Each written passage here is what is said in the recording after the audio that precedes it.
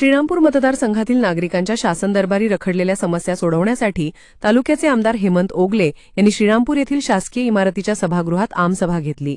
या आमसभेत महसूल, पोलीस, नगरपालिका, महावितरण, उपप्रादेशिक परिवहन यासह इतर शासकीय विभागांचे अधिकारी उपस्थित होते। या सभेमध्ये नागरिकांनी अनेक वर्षांपासून प्रलंबित असलेल्या त्यांच्या समस्यांना वाचा फोडली। आमदार ओगले यांनी नागरिकांच्या समस्या ऐकून घेतल्या आणि अधिकाऱ्यांना त्या समस्यांवरून चांगलेच धारेवर धरले।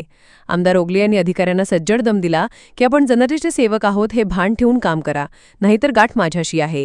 सहा काम आपले वाटपामध्ये नाही तुम्ही इथे 21/4/2025 पान आहे ते नीट काढा। 22 खोल्या आणि दुरुस्ती आवश्यक फरशी कचऱ्याने दुरुस्ती आवश्यक असे शेरे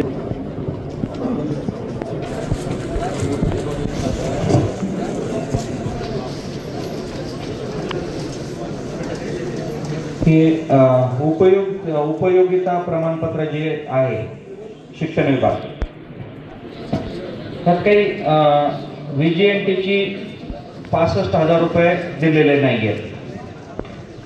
मला वाटतं हे शिष्यवृत्ती असेल सर। VGNTची आहे त्याच्यातून प्राप्त अनुदान मागणी नंतर आपल्याला जी प्राप्त रक्कम आहे आणि खर्च रक्कम असं दिलेले आहे सर। 65,000 ही आपल्याकडे शिल्लक होती ती आपण समर्पित केली आहे सर। जादा आलेली सर ती आपल्याकडे मागणी चुकीची केली का? नाही चुकीची नव्हती केलेली सर ती आपण ती समर्पित केली आहे सर। समर्पित करण्याचं कारण काय? जास्त कशी काय आली सर ती आपण काय केलं मग त्याच्यानंतर सगळा ताळमेळ घातल्यानंतर काही रक्कम शिल्लक राहत असते सर दरवर्षी।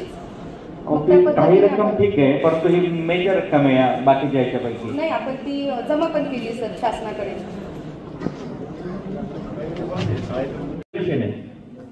मी परत सांगतो तुम्हाला नीट इथून पुढे म्हणजे मी व्यवस्थित राहील। आता सगळ्यांचं ऐकून घेतलेलं आहे, 1 वर्ष जवळपास होत आलं, परत असं चालणार नाही। मला लाडकी बहीण योजना फक्त एकच विषय तुम्ही दिलेला आहे, लेख लाडकी योजना, बाकी कुठल्याही योजनेचा तुम्ही उल्लेख केलेला नाही।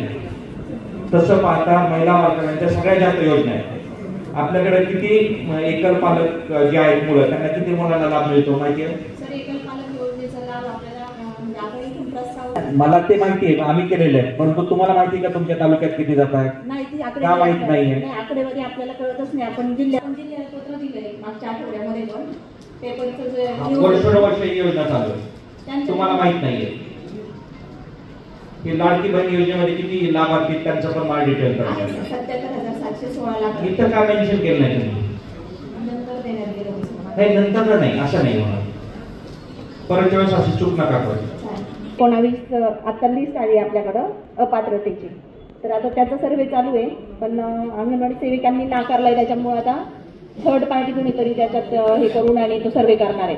अपात्र करण्याची काही कारण वगैरे तुम्ही तशी दिलेली आहेत का? हो, त्या लिस्टमध्ये अपात्रतेचे कारण आहे एकाच कुटुंबातली एक विवाहित आणि एक अविवाहित असं अलाउड होतं, पण बऱ्याचशा कुटुंबांनी एकाच कुटुंबातल्या 3 विवाहित महिलांनी किंवा 2 अविवाहित मुलींनी असा तो फॉर्म भरलेला होता, त्यामुळे मग त्यांना अपात्र केलेलं आहे।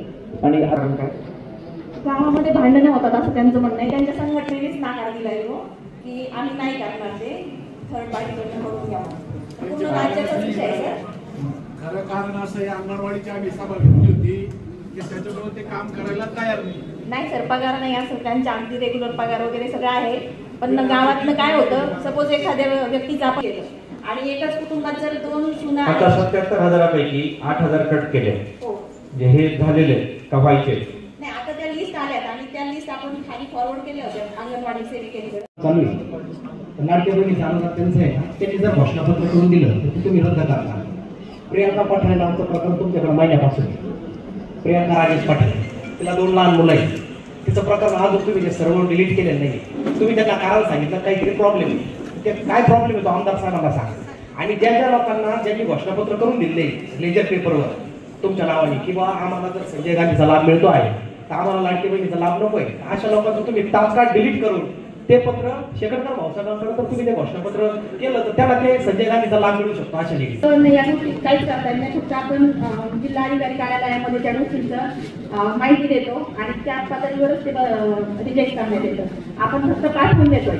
आतापर्यंत मी 300 पेक्षा जास्त लोकांचं ज्यांनी नकार दिलाय अशा लोकांची आपण माहिती पाठवली. त्यापैकी जवळजवळ 2 लिस्ट आपल्या रिजेक्ट होऊन आल्या, पण शेवटची 132 ची लिस्ट अजून रिजेक्ट झाली नाही. की आधी आपल्याला खोल्या मंजूर होत्या. आपण त्याला 2 खोल्यांचा प्रस्ताव पण पाठवला होता आणि आता ज्यावेळेस परत एकदा आम्ही स्वतः तपासणी केली तर शाळेला नोटीस दिलेली आहे, तर त्यांचा प्रस्ताव प्राप्त करून घेतलेला आहे. आणि सध्या विद्यार्थ्यांची गैरसोय होते म्हणून 2 खोल्याची आम्हाला आवश्यकता आहे.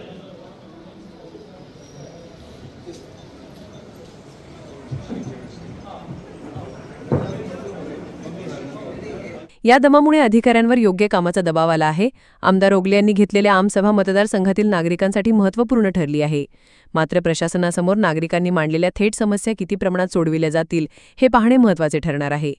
आमदार हेमंत ओगले यांनी घेतलेल्या आमसभेस प्रांताधिकारी किरण सावंत, तहसीलदार मिलिंद कुमार वाघ, माजी उपनगराध्यक्ष करण ससाणे, संजय निराधार समितीचे अध्यक्ष शरद नवले, माजी उपनगराध्यक्ष मुझफ्फर शेख, माजी नगरसेवक अण्णासाहेब डावखर, आम आदमीचे तिलक डुंगरवाल, बाजार समितीचे सभापती सुधीर नवले, शिवसेनेचे सचिन बडदे, अशोक बागुल, शिवसेनेचे काका बोरकर आदींसह मतदारसंघातील विविध खात्यातील अधिकारी तसेच नागरिक यावेळी मोठ्या संख्येने उपस्थित होते.